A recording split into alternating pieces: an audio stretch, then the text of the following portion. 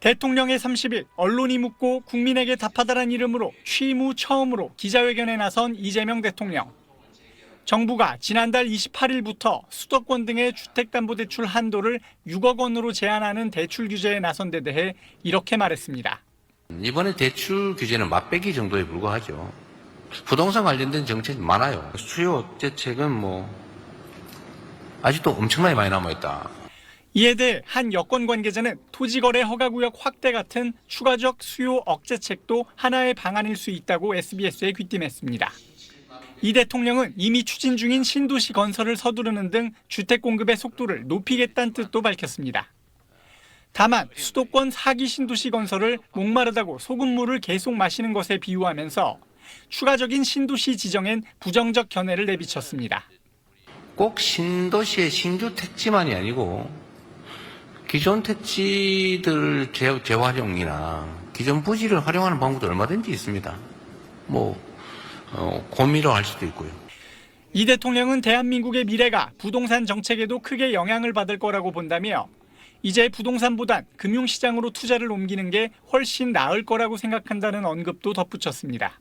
도에 수도권 집중이 심화되고 있는 와중에 이 투기적 수요가 사실 부동산 시장을 매우 교란을 하는데 좀 전체 흐름을 좀 바꿀까 해요.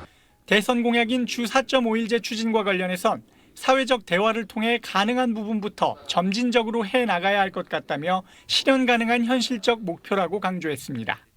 SBS 강청원입니다. 서울 마포구의 대규모 아파트 단지입니다.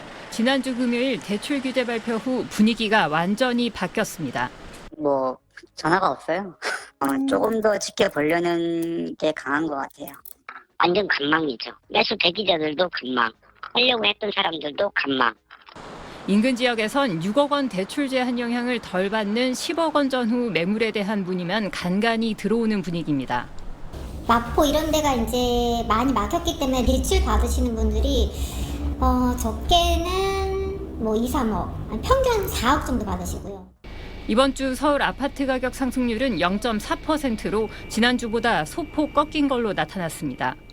폭등세가 거셌던 강남권과 한강벨트 지역의 상승률이 일제히 낮아졌습니다. 1% 넘는 상승률을 기록한 청남 분당과 양천구, 영등포구, 과천 등의 상승률이 높아졌지만 이들 지역에서도 일단 지켜보자는 분위기가 짙어진 건 사실입니다. 6억까지만 되니까 매수를 포기하신 경우도 있으셨고 문의가 되게 줄었어요. 이번 통계는 지난주 화요일부터 이번 주 월요일까지 조사 결과라 대출 규제 영향이 수치에 온전히 반영되지 못한 측면이 있습니다.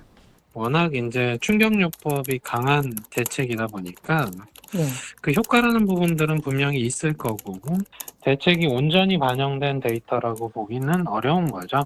최소한 한 2주 정도의 시간은 필요하지 않을까 보고. 대통령의 맛보기 발언이 추가 규제 경고로 해석되면서 시장의 관망세는 더욱 짙어질 가능성이 높아졌습니다.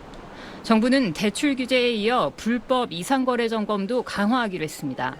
대출 규제 회피를 위해 사업자 대출을 주택거래에 활용하거나 부모로부터 부동산 구입 자금을 편법 증여받는 행위 등을 집중 점검하기로 했습니다.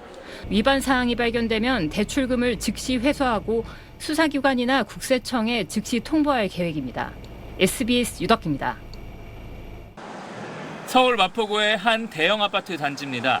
가장 작은 평형인 전용 면적 59제곱미터의 호가가 20억 원부터 시작합니다. 소득이 충분한 경우 정부의 대출 규제 전에는 최대 14억 원까지 주택담보대출로 빌릴 수 있었지만 이제는 6억 원까지만 가능합니다. 집을 사려면 현금 8억 원이 더 필요하게 된 겁니다. 이런 식으로 대출받을 수 있는 한도가 줄어드는 경우가 서울 전체 아파트의 74%, 127만 가구에 해당되는 걸로 분석됐습니다.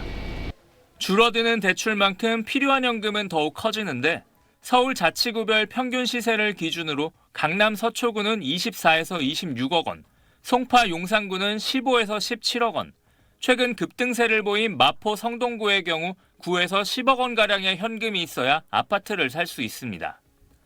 단지와 면적에 따라 액수 차이는 있겠지만 이른바 인기지역 아파트 매수세가 줄어들 수밖에 없게 된 겁니다.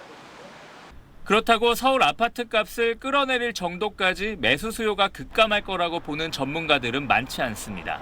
공급이 부족하고 이러면 기본적으로 가격 상승에 대한 기대를 사람들이 버려버릴 수 없는 상황이니까 축소된 그런 시장으로 구매 수요들이 집중할 수 있는 그런 가능성이 높은 거죠. 실수요자들이 중저가 아파트로 시선을 돌리는 이른바 풍선효과 가능성도 언급되고 있습니다.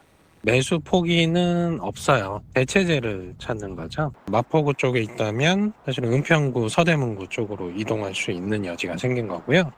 서울 강북권뿐만 아니라 경기와 인천 등 수도권으로 대체 매수 수요가 번져나갈 수 있다는 겁니다. 전문가들은 강력한 대출 규제책이 일단 급한 불을 끄는 성격이라면 집값이 오를 거라는 막연한 불안감을 진정시킬 수 있는 구체적인 공급 대책이 서둘러 마련돼야 한다고 조언하고 있습니다. SBS 정준호입니다.